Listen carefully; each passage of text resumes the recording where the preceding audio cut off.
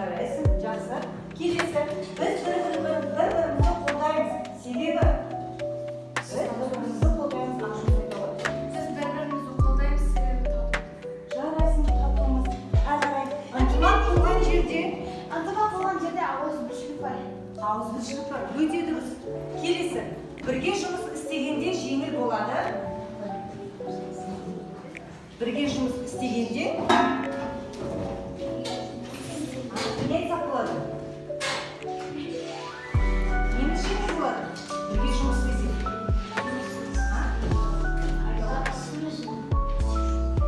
Ісіміз жеңіл болады. Тағы тапсырмамыз жеңіл болады. Жақсы. Досқа айтатын жылы сөзім. Әрқайсымыз жеке-жеке кәмке аяқ тез бір жылы сөз айтамыз. Бала соң айта ғой. Бүгінгі сабақтан не келесің? Жақсы. Бала кімге? Мединаға. Жылдам бала. Жарайсың. Жақсы. Бүгінгі сабақтан жақсы қатысып жатыр. Жақсы. Ашын үстіне Абдуллаға айта ғой. Абдулла бүгінгі сабаққа сәттілік дейді. Абдулла есмендер айта ғой.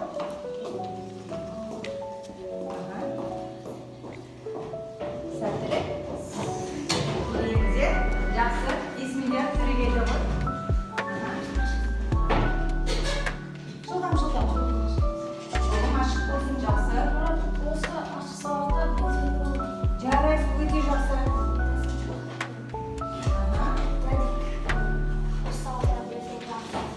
Жақсы. Сен енді маған не ғой? Қандай жол сөз білесің? Жылдам? Мен сізше сөйлем десек болмай ма? Жақсы, жарайсың. Рахмет балалар. Енді балалар, мен қарасам, бізде қазір қандай ай жүріп жатыр? Қазір қандай? Желтоқсан айы. Желтоқсан айының біз қазіргі дәйек сөзі қандай? Қандай?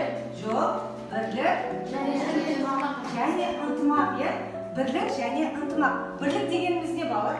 бірлік деген Бірігіп жұмыс істеу тағы. Қалай түсінеміз? Тағы. Жалпы балалар, бірлік, топтық жұмыс барысында ортақ мақсатқа жету үшін өз үлесін қосып, әрбір қатысушының еңбегін құрметтеу.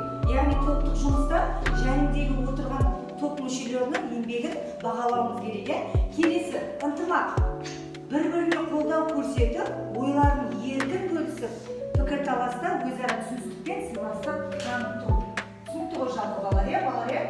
Жақсы. Ал енді осы бірінші аптаның дәйек сөзі қандай? Қандай дәйек? Бірлігі, күшті, елі. Жарайсыңдар балалар. Жақсы. Енді балалар, қазір мен сіздерді топқа бөлемін.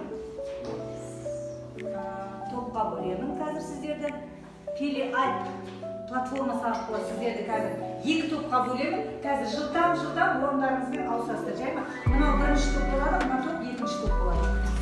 Ал енді кет, рандомды болып жасап бұраймын. Ал бірінші топ Төрехан, Ерасыл, Медина, Балауса, Аяру, Есмендер. Мына жаққа отырамыз. Екінші топ Ермұрат, Ақжүніс, Дархан, Радмир, Абдулла, Айзере. Жылдам балалар.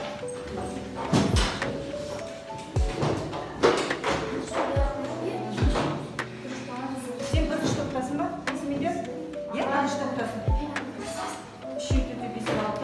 6-6-6, не? Жақсы. Абдулла, сен ана жаққа отырасың? Ермұраттың жайын. Кітаптар келіп бақы, Ермұраттың жайын.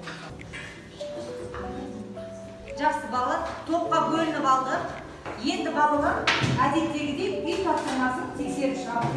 Үй тапсырмасын мен күшіне сенемін әдісі арқылы, бір-бірлеріне дәптерді алмасу арқылы үй тапсырмасын тексеріп шығамыз. Балалар, 2 топқа бөліп, бүгін сіздерді ұлттық құндылықты дәріптеу мақсатында сіздерді мынадай кезеңе бағалаймын. Балалар, екінші топқа сіздерге көбін берейін, бірінші топқа қызыл берейін. Жылдам бөліп алыңыздар балалар.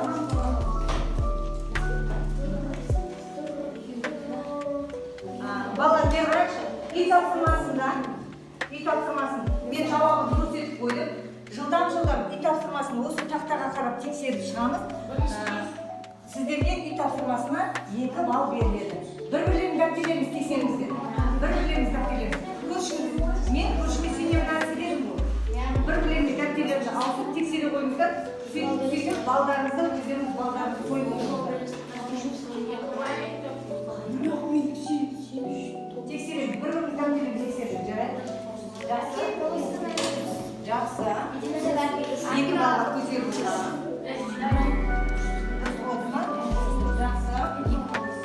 Өткен тақырыпта біз қандай тақырыптарды өттік? Рационал сандарды бөлуден бұрын қандай тақырып өттік? Көбейтуі, рационал сандарды көбейтудің қанша қасиетін білеміз? 2 қасиетін дұрыс айтасың. Ауыстырымдылық және терімділік. Дұрыс айтасыңдар балалар, ауыстырымдылық және терімділік. Енді бүгінгі сабағымыздың тақырыбы рационал сандарды бөлу.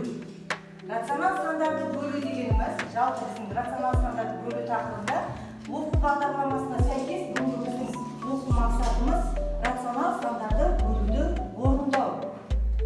Енді әрі қарай мақсатымыз біз нені білуіміз керек бүгінгі сабақта?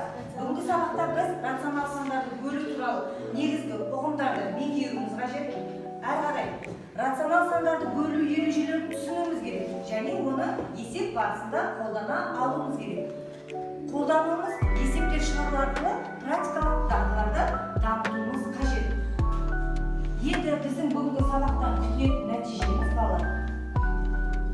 Әрбір рационал сандарды бөлуді орындай алуларымыз керек. Күтілетін нәтижеміз бөлудің ережесін қолданып, дұрыс және теріс сандармен амалдарды жүргізе білуіміз керек есеп барысында. Одан кейін бөлудің қасиеттерін қолдана отырып, есептерді шығара алуымыз керек. Түсінікті ме? Бүгінгі біздің тапсырмамыз осы нәтижеге жетуіміз керек. Енді біздің негізгі ережелеріміз балалар. Ең бірінші бүгінгі күнді жазып қояйық балалар. Бүгін бізде қаншасы? 3-ші, 12-ші ай, 25-ші жыл. Дәптерлеріңізді ашыңыздар. Бүгінгі күнді жазыңыздар. Бүгінгі тақырыбымыз рационал сандарды бөлу.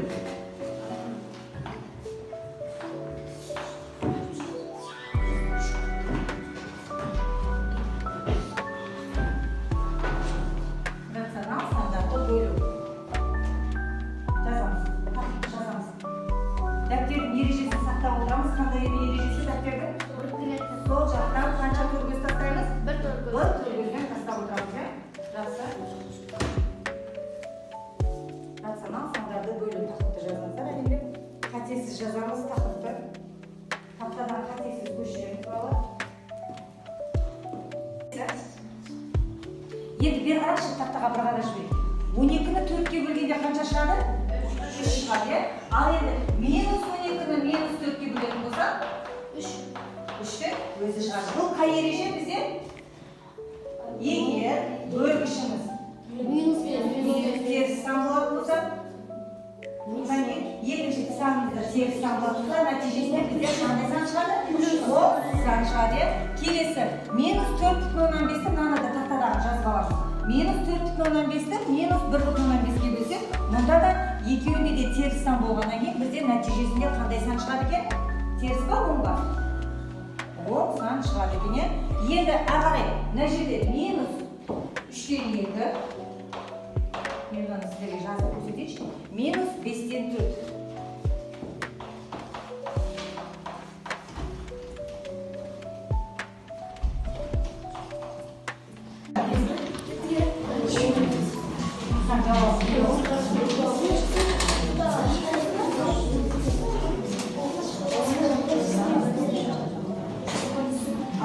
Бер қарап балалар, бер қарап. Кәдімгі екеуің ең жағына тұрыңыздар. Екеуің ең жағына. Ал балалар бер қарап, екінші топтың балалар бер қараймыз, тыңдаймыз. Ең бірінші есепте қанша дейді? Минус 42-ні 3-ке бөліңдер дейді. Жауабында қанша дейді? Минус 14. Дұрыс па балалар? Дұрыс, иә. Екінші 78-ді бөлеміз минус 26-ға. Минус 3. Жақсы. Минус 3,6-ны минус 4-ке бөлеміз. Минус. Бұл жерде екеуі де минус болғаннан дұрыс. Жақсы, өте жақсы. Жарайсыңдар балалар. Балалар, бір-бірлеріңізге 3 пайданы беріп отырыңыздар, өздеріңіз шкалаларды көтеріп отырыңыздар. Енді келесі беске көтерсек, беске. Үш па қосамыз ба? Ал, үші пайданы. Так, екінші топтың есебінде былай дейді. 72-ні минус 3-ке бөлгенде қанша шығады дейді? Минус 24. Дұрыс па екен? 72-ні минус 3-ке бөлеміз. Қанша шығады? Бірінші топ, екінші топ минус 24 депті. Жауап дұрыс па? Жауабы дұрыс, жақсы. Минус 76-ны 19-ға бөлеміз. Минус 4 дейді. Дұрыс па, дұрыс емес? Минус 4-іміз.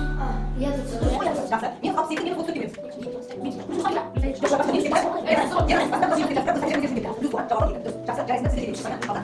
Келесі бала. Бұны қайтып жасалды. 5 номер 68 да? 5 номер 5 болады.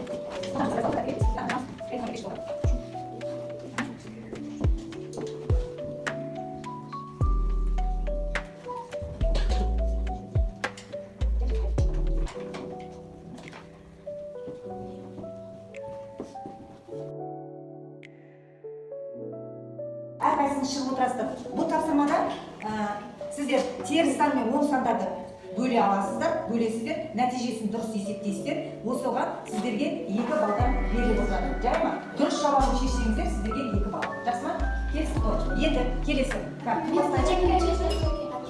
Бірінші Медина бастасын.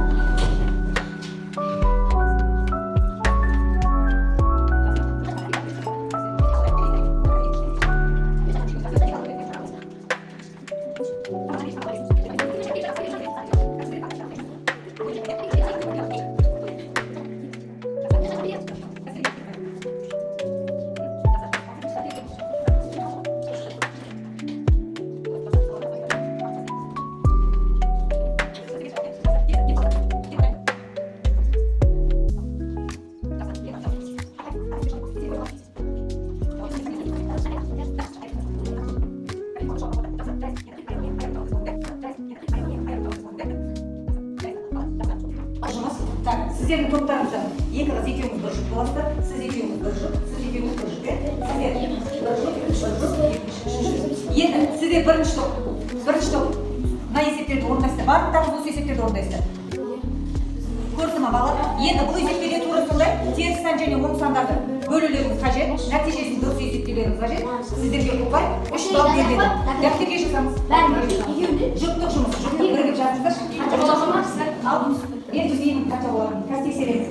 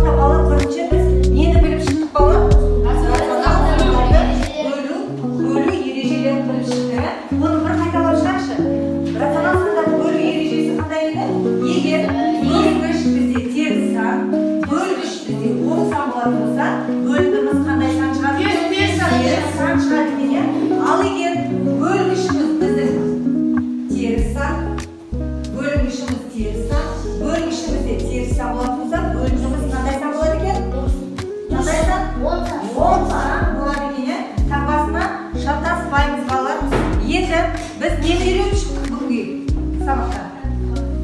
Нені үйрендік?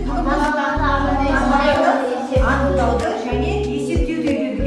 Таңбаларды анықтау дегеніміз жаңағы егер бізде бөлінгішіміз теріс сан, я болмаса бөлінгішіміз оң сан болатын болса, бөліндіміз қандай сан болатынын, яғни таңбасы қандай шығатынын біз бүгін үйреніп шықтық. Жақсы, енді осы 3 ережені біз не істеуіміз керек? практикада есеп барысында қолдана алуымыз керек. Енді бүгін үй тапсырмасы бала 513 есеп. 513 есеп бала мен сіздерге бір көрсетіп жіберейін. Егер тапсырма